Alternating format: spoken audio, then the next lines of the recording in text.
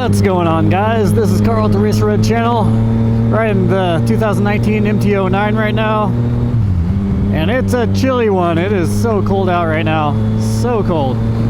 It's in the low 30s currently. I think it's 33 degrees, well below zero with wind chill. Got my neck gaiter on. I'm actually getting over a cold right now, so this might not be the best idea, but I really wanted to take this out to get gas put in it, fresh gasoline, non-ethanol stuff. Definitely getting it through some heat cycles now, though. Getting this thing really warmed up. Can't say the same for myself. I'm not warmed up. Well, Trump is officially running for president in 2024, which is certainly interesting. It'll be an interesting outcome. I'm pretty excited about it. I think it'll be an entertaining time, that's for sure. Well, the news in general really has been throwing stuff out there left and right for people to be worried about. Diesel prices have been increasing. Gas prices have been decreasing, which is good. I saw my local gas stations finally below $4 a gallon, which is really good. Yeah, there's plenty of drama to be involved with right now. I mean, there's just so much in the news. One of those is the diesel availability, which people say that we only have 25 days left of diesel. That's not the case. Actually, if you're speaking technically, yes, it is the case, but like a grocery store only has like a week of groceries at one time because they're always getting supplied. Well, it's the same thing with diesel. So the suppliers only have 25 days of diesel, but they're always getting fresh supply. 25 days is lower than normal. I think 35 or 45 days is normal, but still, I mean, regardless, it's not that big of a deal. But gas or diesel prices have been going up. Most of that is due to the fact that people are going out and panic buying diesel. There are a lot of supply chain issues right now. The refineries have been going out of business because of COVID, and the profitability dropped like crazy during that time because the people weren't just out using gasoline or diesel like they were. Supply chains broke down, and a lot of these places just weren't profitable. And that's not to mention all the Biden shutdowns and things like that. So Biden really hurt the oil industry in hopes that electric vehicles would be on the horizon and coming in to take the reins. But like I said a long time ago, and I still believe fully, electric vehicles are not a replacement for gas. It's just not a possibility, at least with any kind of technology that we've seen up to this point. There's just no way, with how much raw materials need to be mined. It's a huge ordeal. I mean, these mines are no small thing. These mines are really taking a lot of our resources, and fossil fuel is needed in order to charge the batteries. Remember that in order to make electricity, currently we use fossil fuels. The electric stuff just doesn't work, and it's not good for the environment. It's like way worse for the environment than combustion engines, and it's just not a good deal. In California passed a bill that by 2035 all vehicles have to be electric. Good luck with that, you bunch of commie governments over there. Holy crap, that's gonna destroy their economy. During COVID, California did destroy their economy. Crime has increased and business has decreased. A lot of small business has gone away, and we have seen a huge influx of people coming here to Idaho to get a taste of our freedom. But when you come here, just remember to vote like you want freedom. Vote Republican and conservative. And, you know, Republicans are, generally speaking, kind of similar to Democrats used to be, so I'm not even a Republican. I'm a libertarian for sure.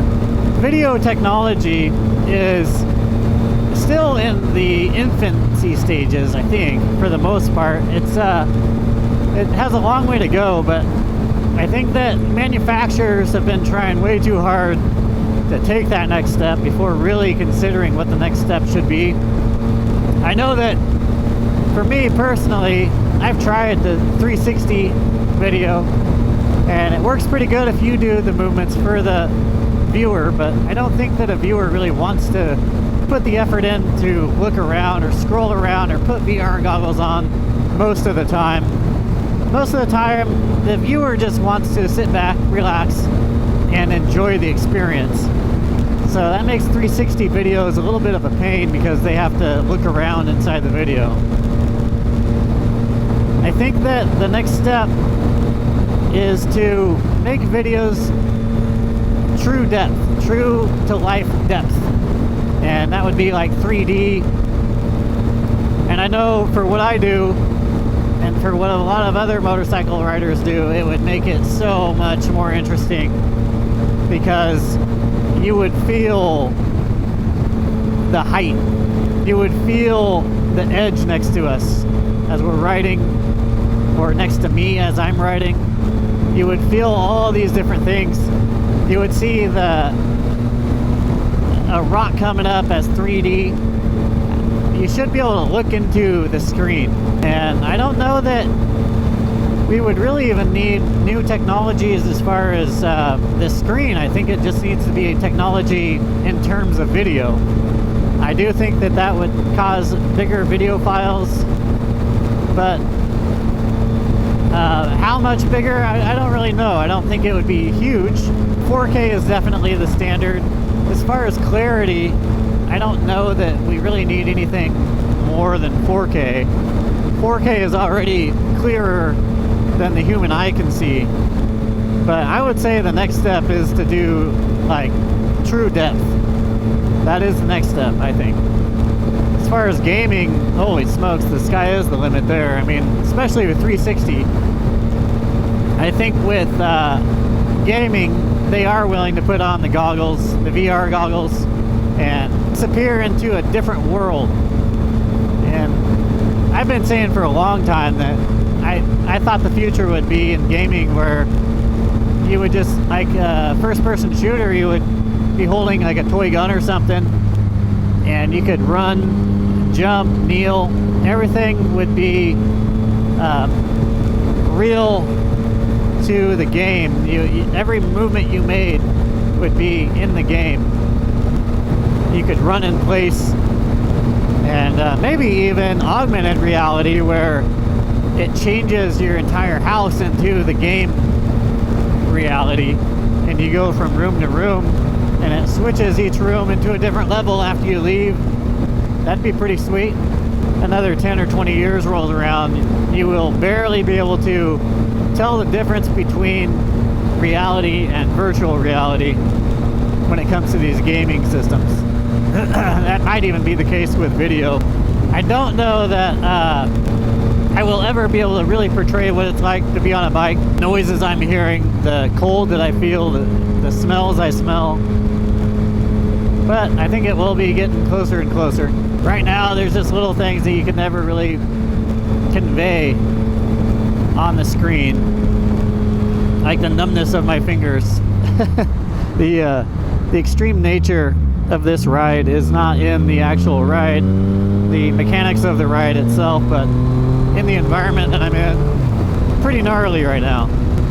Like I said, I don't think this is the greatest thing to do while you have a cold, but I'm doing it. After I get to my destination, I'm going to fill up with non-ethanol premium.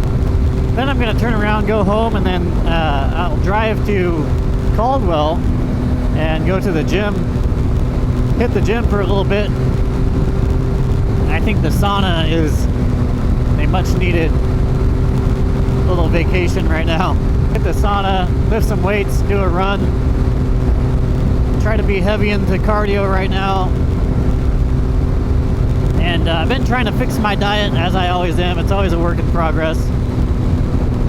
So far I've been having one cheat day per month, which sucks. I think it needs to be changed to once a week, and then just be real disciplined outside of that one day a week. That way you have that one day a week to look forward to, as opposed to having to wait a whole month. I can definitely be in a calorie deficit for a whole week and then just bomb on that day and be totally fine. But I do need to be making sure that I stay in the gym all week long, every week. And even though I'm real busy in life right now, I just got married. We're doing an addition to my house. So that's a huge process right now. We're trying to figure out the logistics of that. And, yeah, life is busy. Life is definitely busy, but it's good.